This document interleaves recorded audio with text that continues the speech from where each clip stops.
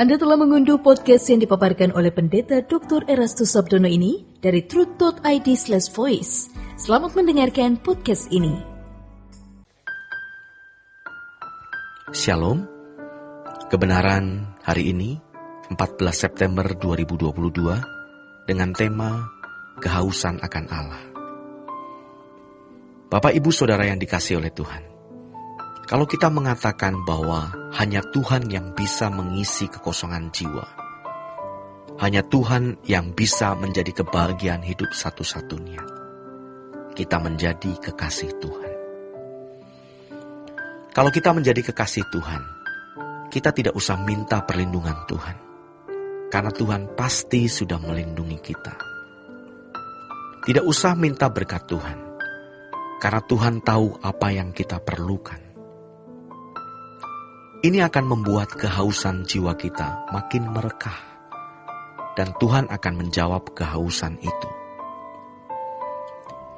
Kalau kita sekarang ada dalam pergumulan tertentu, dan rasanya Tuhan tidak memedulikan, tidak menjawab, tidak menolong, seakan-akan Tuhan tidak membela, jangan kecewa. Persoalan masih ada, tetapi jawaban yang kita butuhkan bukanlah jalan keluar dari persoalan itu. Yang kita butuhkan adalah Tuhan sendiri yang mengisi kekosongan jiwa kita. Kalau kita berkata, "Ku perlu Kau, Tuhan," bukan karena membutuhkan uang, pembelaan Tuhan, atau karena mau sembuh, tetapi karena kita membutuhkan pribadinya. Semakin kita bisa meninggalkan ikatan dengan dunia ini, semakin kita merasakan kehausan akan Allah.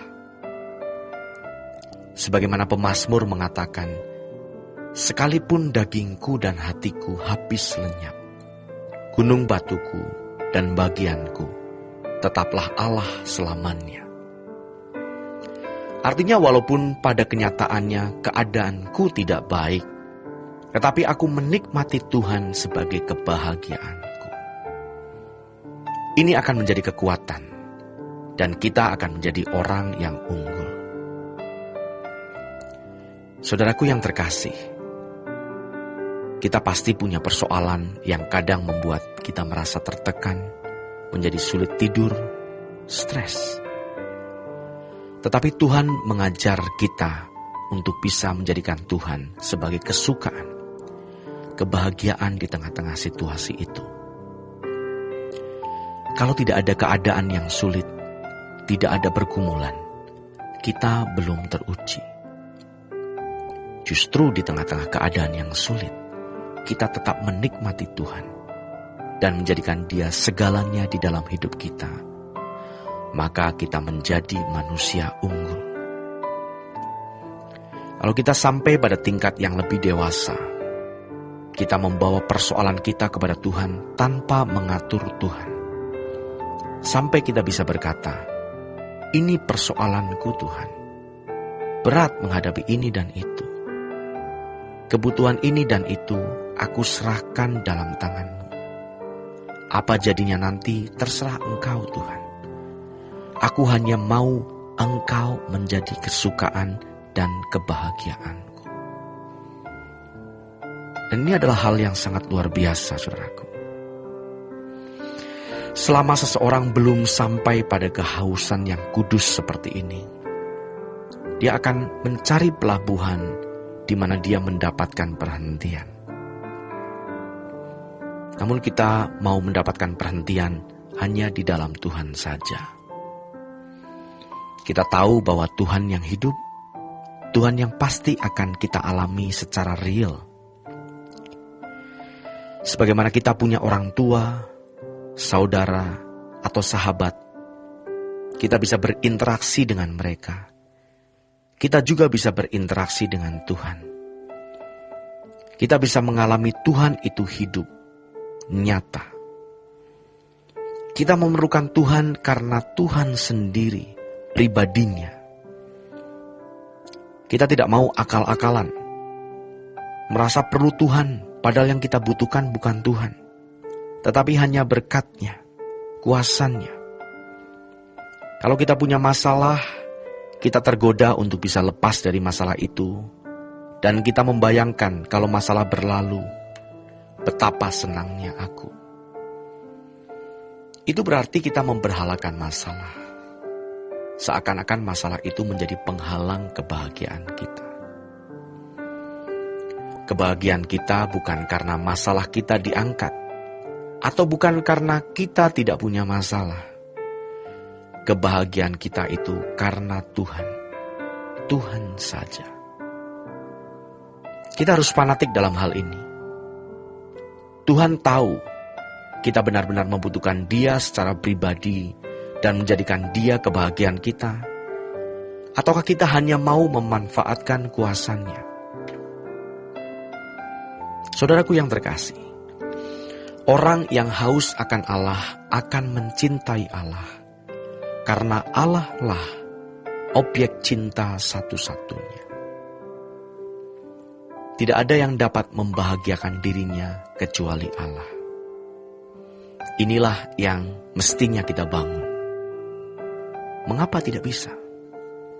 Karena kita tidak melepaskan diri dari ikatan percintaan dunia. Coba kita belajar seperti bermazmur. Sekalipun dagingku dan hatiku habis lenyap, gunung batuku dan bagianku, tetaplah Allah selama-lamanya. Maka jangan merasa malang kalau kita tidak punya pasangan, atau pasangan mengkhianati kita. Jangan merasa malang karena tidak punya keturunan, atau tidak punya apa-apa dan siapa-siapa.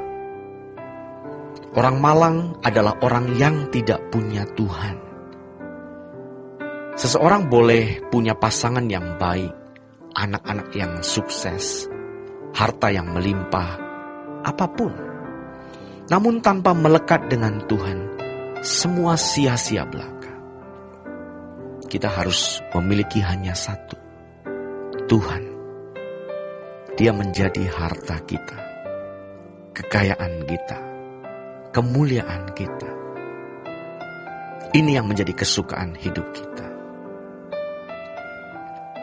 Saudaraku yang kekasih, kita harus se-ekstrim-ekstrimnya, sefanatik-fanatiknya dengan Tuhan. Kita harus mencari wajahnya lewat doa pribadi, doa bersama. Tuhan harus menjadi satu-satunya ruangan hidup kita. Satu-satunya dunia kita. Sampai kita benar-benar bisa merasakan adanya kehausan yang kudus. Kehausan yang benar. Kehausan kekal. Bahwa hanya Tuhan yang bisa menjawab kebutuhan ini. Nanti di kekekalan ada orang yang akan menderita. Seperti orang kaya di Lukas pasal 16 yang merasa haus.